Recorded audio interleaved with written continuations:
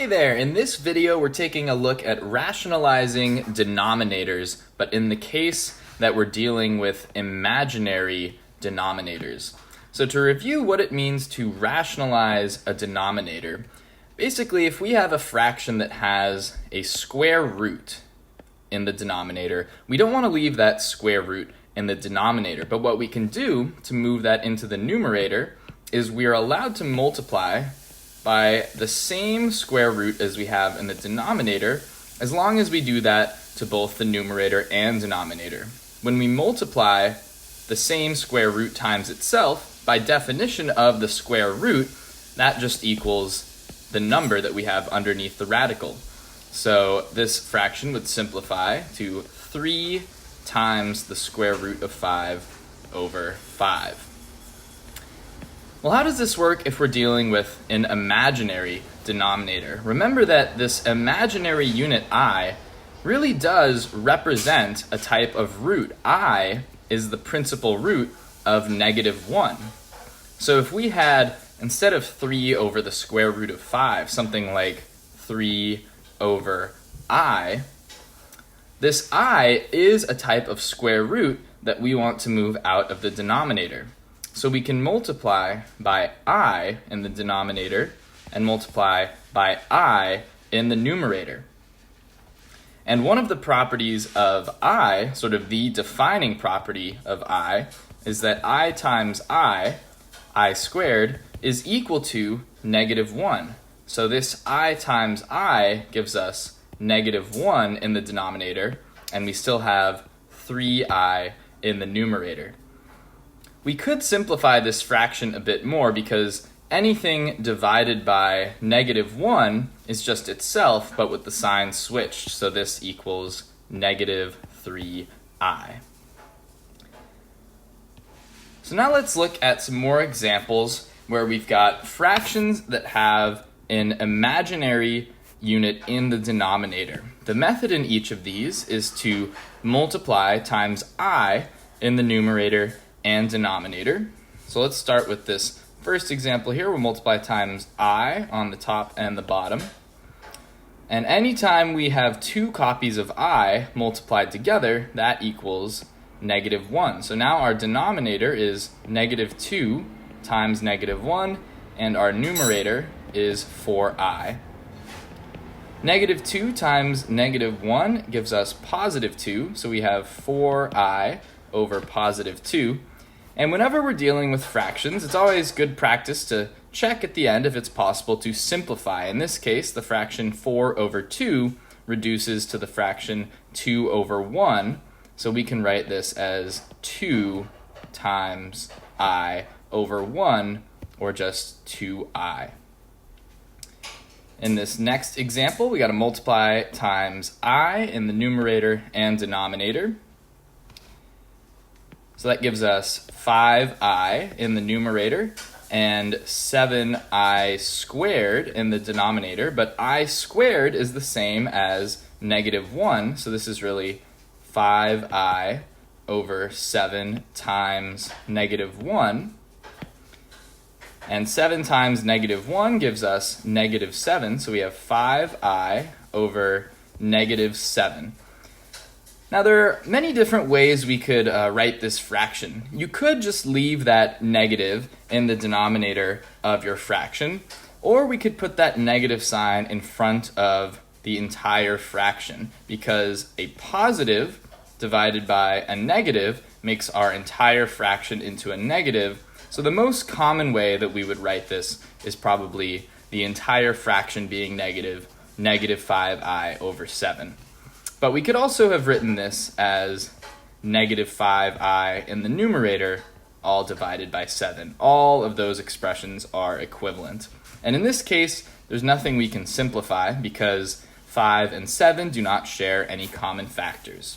A couple more examples here where we're dealing with just a monomial, a single term in our denominator. We've got 6I in our numerator now, and I times I is -1. So this is 8 times -1. That gives us -6I over 8. I'm just moving this negative we have into the entire fraction because, like we saw in this example, positive divided by negative just makes our entire fraction into a negative. And we can simplify, in this case, the fraction 6 over 8 reduces, if we divide the top and the bottom by 2, we can write this as negative 3 over 4 times I. And in this last example, if we multiply times I in the numerator and denominator, I times I gives us negative 1.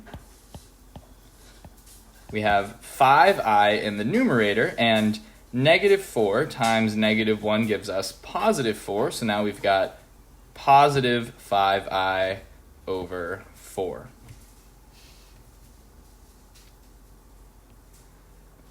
We can also use this method to rationalize denominators where we're dealing with a complex numerator.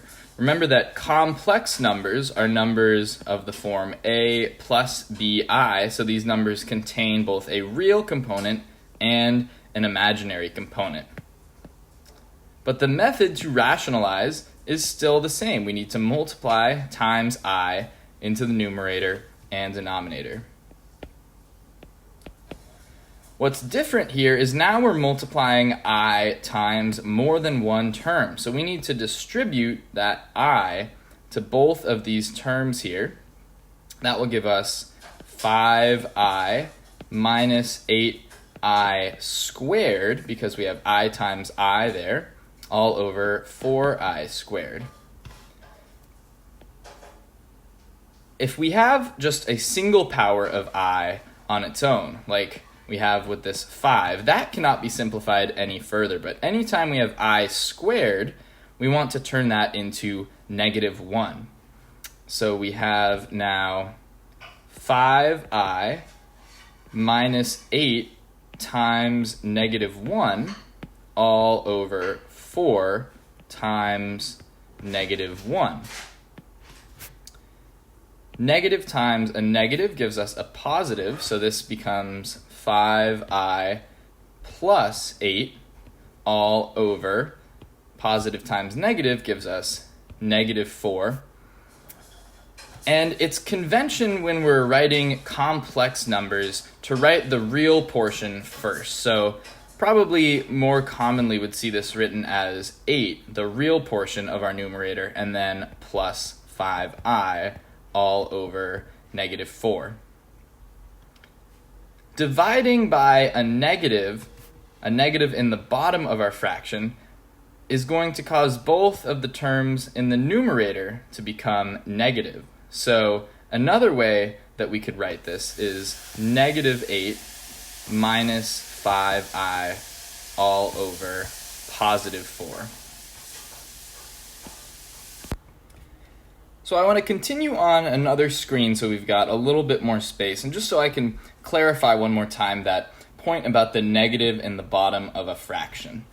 So in general, a negative fraction means that we have a positive divided by a negative, and there's 3 ways we could write that. We could have a positive divided by a negative, or we could put that negative in front of our entire fraction, or we could put that negative in the numerator and make our denominator positive. So that's what we had in that last example that we simplified. We had a negative in the denominator. Well, that's the same as making our entire fraction negative, or distributing that negative to both of the terms in the numerator. I mention this just because this is the most common way you'll probably see this answer written. So if you were, for example, taking a standardized test with multiple choice questions and you get an answer that looks like this, and you don't see any of the answer choices that match, be aware that you could move that negative and your answer would probably be looking like this. So there were 2 more examples that I wanted to work through, but let's complete those on another screen so we've got a little bit more space. In each of these examples, we need to multiply our denominator times I and our numerator times I so that we can get this root in the bottom to cancel out. When we're multiplying I times more than one term, we need to distribute. So we have now negative 8I plus 3, and I times I is I squared, all over 5I squared. Then we want to use the fact that I squared is the same as negative 1. So we have negative 8I minus 3, because 3 times negative 1 is negative 3. And in our denominator, we have 5 times negative 1, which is negative 5. So now we have the numerator of our fraction with both terms being negative. And since we've also got this negative in the denominator, a negative numerator divided by a negative denominator becomes positive. So all of these terms in our fraction will become positive. And just following the convention of complex numbers, it's typically more common to write them with the real portion first, followed by the imaginary portion. So let's write this as 3 plus 8I all over 5.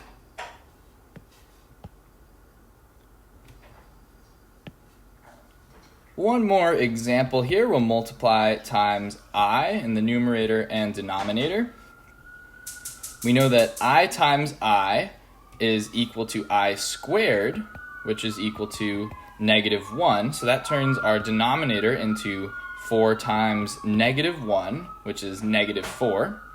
In our numerator, we've got 7I minus 10I squared. And once again, I squared is equal to negative 1.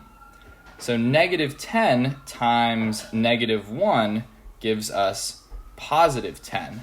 So this becomes 7I plus 10 over negative 4.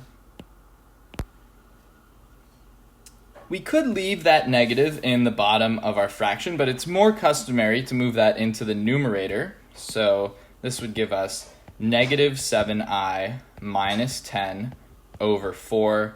And again, the common convention is to write complex numbers with the real portion first. So negative 10 minus 7I all over 4.